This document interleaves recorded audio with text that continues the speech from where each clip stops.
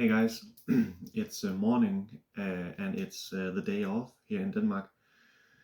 The big election was last night, and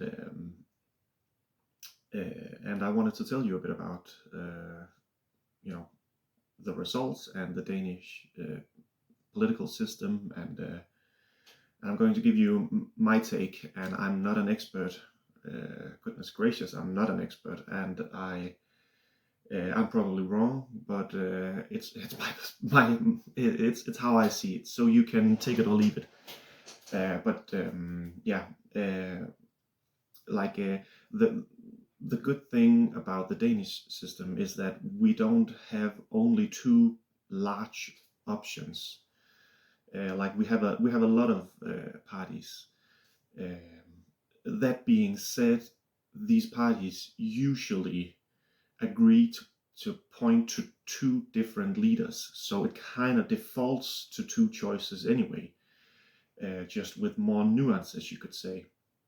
But I do think it's a good system, and as far as I can tell, a lot of people think it is a good system. It works well for a tiny country anyway.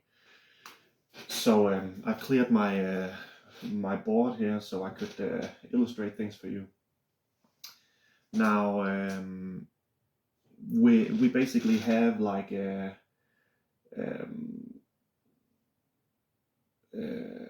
wait a minute. Let me get this right. I'm going to use the letters. Like we have the Social Democracy Party, which is by far the greatest, and historically has been since it was born more than 100 years ago. And I'm going to put them here. If we have the center here, then I'm going to put them to the left of the center, obviously. So they are the big dog. That's the largest party, and they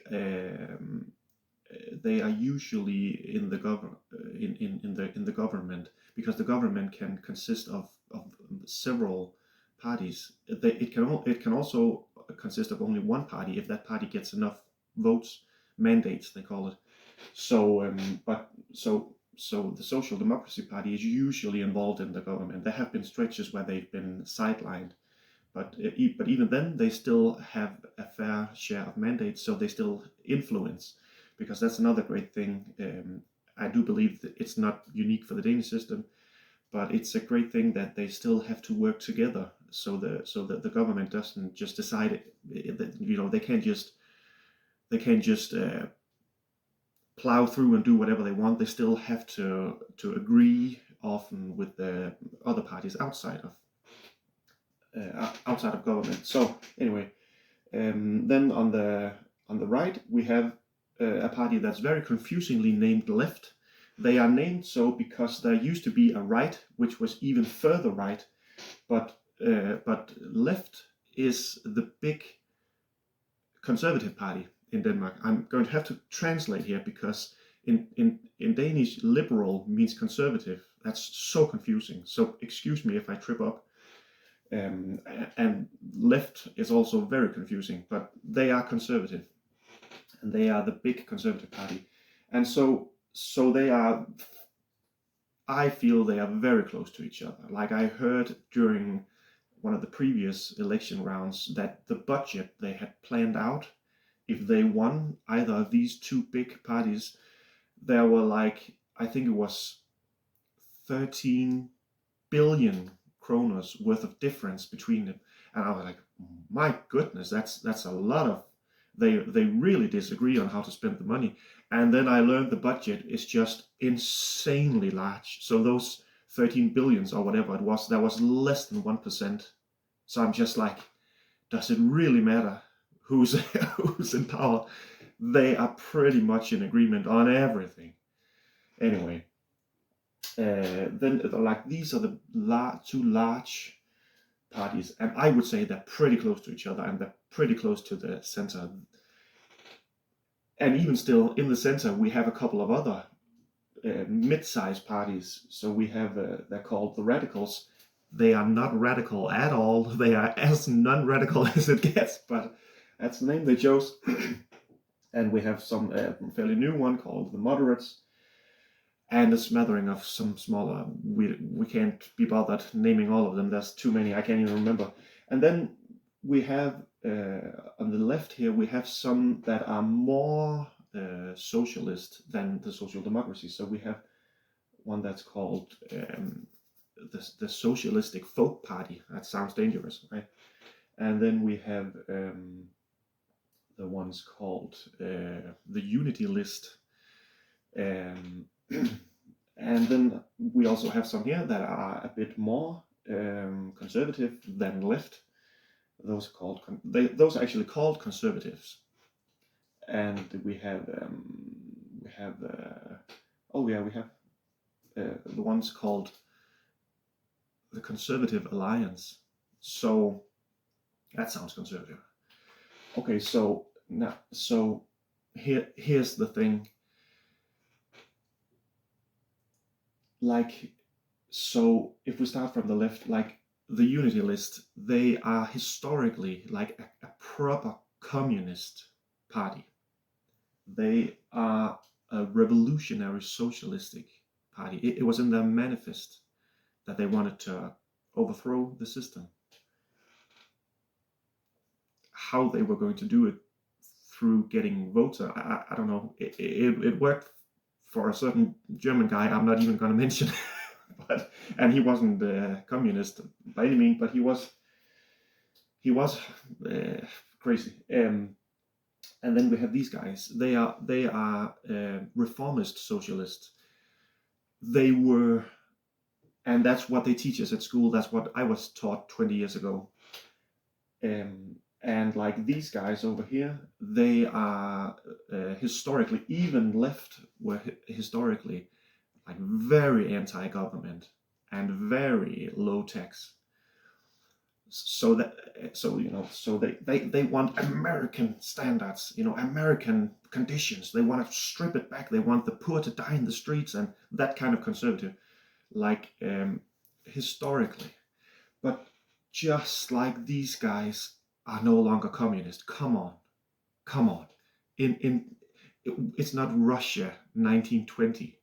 It's modern day Denmark. We all agree on a certain amount of healthcare. We all agree on public education. None of these guys want to strip this away. None of these guys wants to overthrow the government in a revolution or even through reforms. It's just, and sometimes the politicians will, they almost never talk about this anymore. But sometimes they will get into talking about their baseline ideologies, and they will say stuff like this, and I'm just like, who do you think you're fooling here?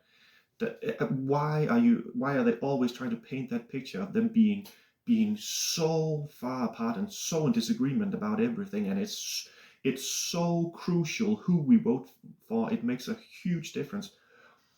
I'm sorry, I just don't buy it. It nothing ever changes except the names and faces.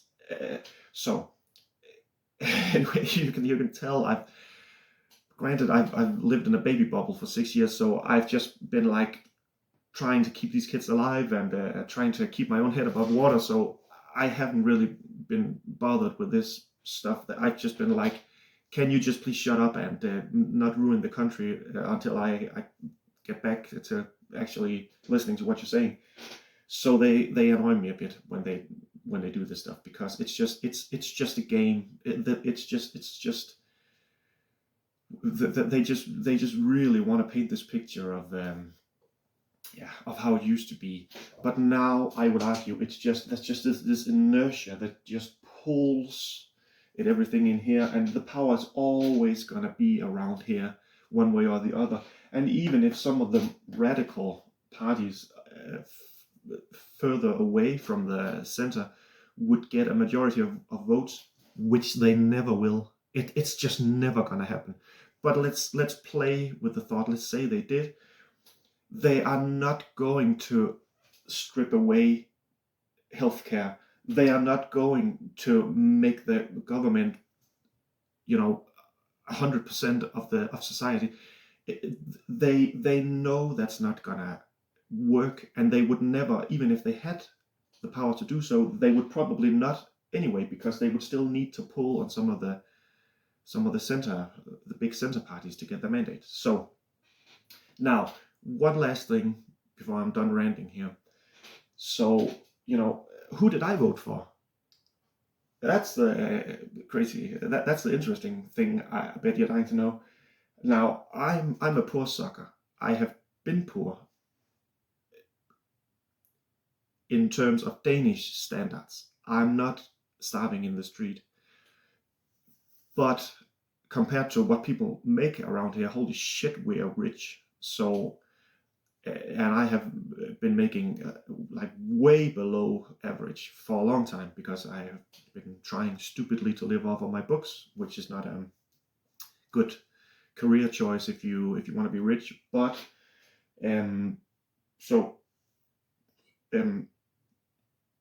what was it? Oh yeah, so relative poverty, but for real, like we there have been periods where we were genuinely concerned that we would lose our house, for instance, and it's a cheap house even. So yeah, so the struggle was real to us. But so I should definitely be voting over here. I should definitely be voting for someone who would just help me out. Take money from the poor, as the saying. Take money from the rich and give to the poor, as the saying goes, like Robin Hood. And I've never done it. I have almost always voted around here, like right of the center. And this time I voted for these guys. So I bet you didn't see that coming. The most conservative, the most extreme, the most crazy. But before you stop this video and you never want to email me again or read my books again, let me give you my perspective. And I hope you'll understand why. Let's just, for the sake of it, I've really tried to figure out how to do this so it makes sense. Let's try and plot in two parties you absolutely, with certainty, know about. Let's try and put out into the same line. Let's plot in the American parties, the Democrats and the Republicans, just to see where they would be compared to the Danish parties. Now, this is a thought experiment, and it's hard to make it make sense.